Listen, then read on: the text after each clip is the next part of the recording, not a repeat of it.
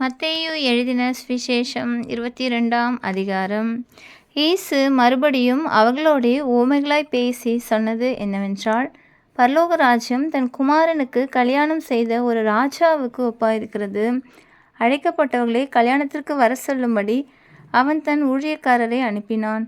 அவர்களோ வர மனதில்லாதிருந்தார்கள். அப்பொழுது அவன் வேறு ஊழியக்காரரை அழைத்து, நீங்கள் போய், இதோ என் விருந்தை ஆயத்தம் பண்ணினேன், என் எருதுகளும் கொழுத்த ஜந்துக்களும் அடிக்கப்பட்டது, எல்லாம் ஆயத்தமாக இருக்கிறது, கல்யாணத்திற்கு வாருங்கள் என்று அழைக்கப்பட்டவர்களுக்கு சொல்லுங்கள் என்று அனுப்பினான். அழைக்கப்பட்டவர்களோ அதை அசட்டை பண்ணி ஒருவன் தன் வயலுக்கும் ஒருவன் தன் வியாபாரத்துக்கும் போய்விட்டார்கள். மற்றவர்கள் அவன் ஊழியக்காரரை பிடித்து அவமானப்படுத்தி கொலை செய்தார்கள். ராஜா அதை கேள்விப்பட்டு கோபமடைந்து தன் சேனைகளை அனுப்பி அந்த கொலைபாதகரை அழித்து அவர்கள் பட்டணத்தையும் சுட்டெரித்தான். அப்பொழுது அவன் தன் ஊழியக்காரரை நோக்கி, கல்யாண விருந்து ஆயத்தமாக இருக்கிறது, அழைக்கப்பட்டவர்கள் அதற்கு அபாத்திரமாய் போனார்கள். ஆகையால் நீங்கள் வழிச்சந்திகளே போய் காணப்படுகிற யாவரையும் கல்யாணத்திற்கு அழைத்து கொண்டு வாருங்கள் என்றான். அந்த ஊழியக்காரர் புறப்பட்டு வழிகளிலே போய் தாங்கள் கண்ட நல்லார் பொல்லார் யாவரையும் கூட்டிக் கொண்டு வந்தார்கள். கல்யாண சாலை விருந்தாளிகளால் நிறைந்தது. விருந்தாளிகளை பார்க்கும்படி ராஜா உள்ளே பிரவேசித்த போது கல்யாண வஸ்திரம் தரித்திராத ஒரு மனுஷனை அங்கே கண்டு, சிநேகிதனே, நீ கல்யாண வஸ்திரம் இல்லாதவனா இங்கே எப்படி வந்தாய் என்று கேட்டான். அதற்கு அவன் பேசாமல் இருந்தான். அப்பொழுது ராஜா பணிவிடக்காரரை நோக்கி, இவனை கையுங்காலும் கட்டி கொண்டு போய் அழுகையும் பற்கடிப்பும் உண்டாயிருக்கிற புறம்பான இருளிலே போடுங்கள் என்றான். அந்தபடியே அழைக்கப்பட்டவர்கள் அநேகர், தெரிந்து கொள்ளப்பட்டவர்களோ சிலர் என்றார். அப்பொழுது பரிசேயர் போய் பேச்சிலே அவரை அகப்படுத்தும்படி யோசனை பண்ணி தங்கள் சீஷரையும் யோரோதியரையும் அவரிடத்தில் அனுப்பினார்கள்.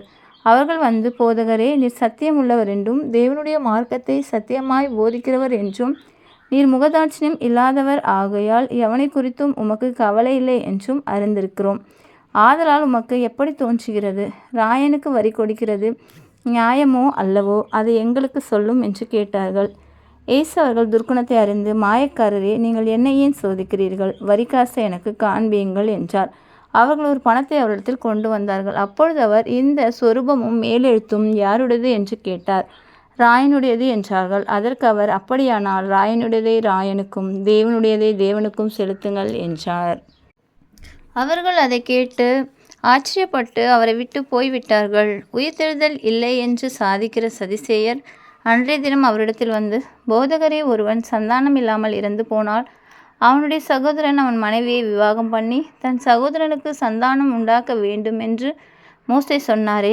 எங்களுக்குள்ளே சகோதரர் 7 பேர் இருந்தார்கள். மூத்தவன் விவாகம் பண்ணி மறுத்து சந்தானம் இல்லாததினால் தன் மனைவி தன் சகோதரனுக்கு விட்டு போனான். அப்படியே 2ஆம் 3ஆம் சகோதரன் முதல் 7ஆம் சகோதரன் வரைக்கும் செய்தார்கள். எல்லாருக்கும் பின்பு அந்த ஸ்திரீயும் இறந்து போனாள்.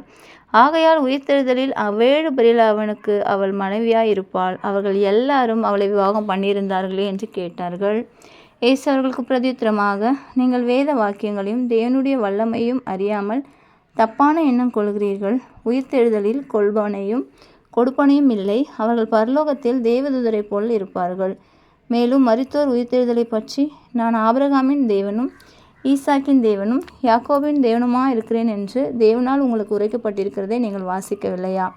தேவன் மரித்தோருக்கு தேவனாயிராமல் ஜீவனுள்ளோருக்கு தேவனாயிருக்கிறார் என்றார். ஜனங்கள் இதை கேட்டு அவருடைய போதகத்தை குறித்து ஆச்சரியப்பட்டார்கள்.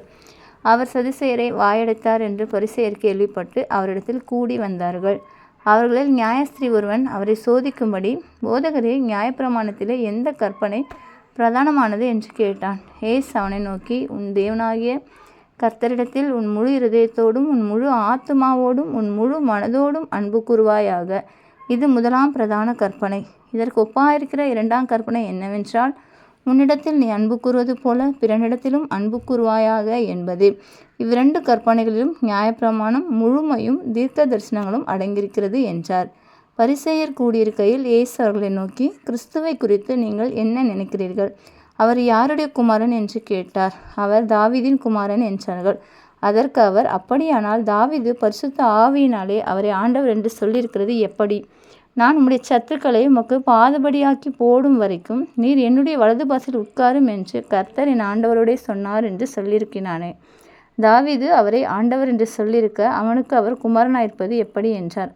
அதற்கு மாறுத்திரமாக ஒருவனும் அவருக்கு ஒரு வார்த்தையும் சொல்லக்கூடாதிருந்தது. அன்று முதல் ஒருவனும் அவரிடத்தில் கேள்வி கேட்க துணியவில்லை என்றார் என்பதே. ஆமென்.